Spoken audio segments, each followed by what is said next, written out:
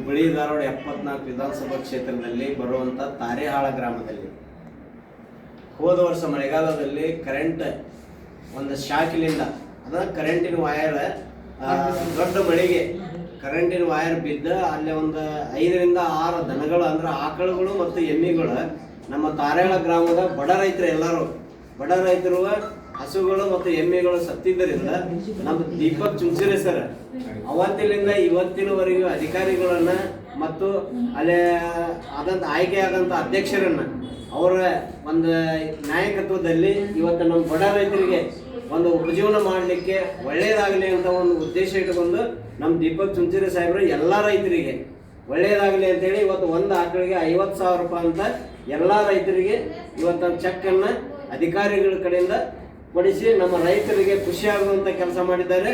ಅದಕ್ಕೆ ನಾನು ಕೂಡ ನಮ್ಮ ರೈತರ ಪರವಾಗಿ ಅವರಿಗೆ ಧನ್ಯವಾದಗಳನ್ನು ಹೇಳುತ್ತೇನೆ. ಈಗ ನಮ್ಮ ಆಕಳುಗಳು ಕರೆಂಟ್ ಗಿಡ ಸತ್ತಿದ್ರಿ ದೀಪಕ್ ಸಂತೂರಿ ಅವ್ರು ನಮಗೆಲ್ಲ ಇದು ಸಹಾಯ ಮಾಡಿ ನಮ್ಗೆ ಇದನ್ನು ದನಕ್ಕೆ 50,000 ಕೊಡೋಂಗೆ ನಮ್ಗೆ ಮಾಡಿಕೊಟ್ರು.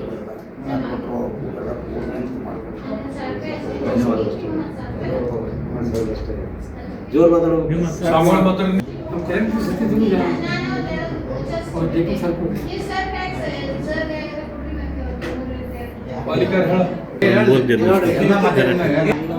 ದನಗಳು ಮೇವು ಹೊತ್ತಿನಾಗ ಕರೆಂಟ್ ಕಚ್ಲಿಕ್ಕೆ ಸತ್ತಿದ್ರು.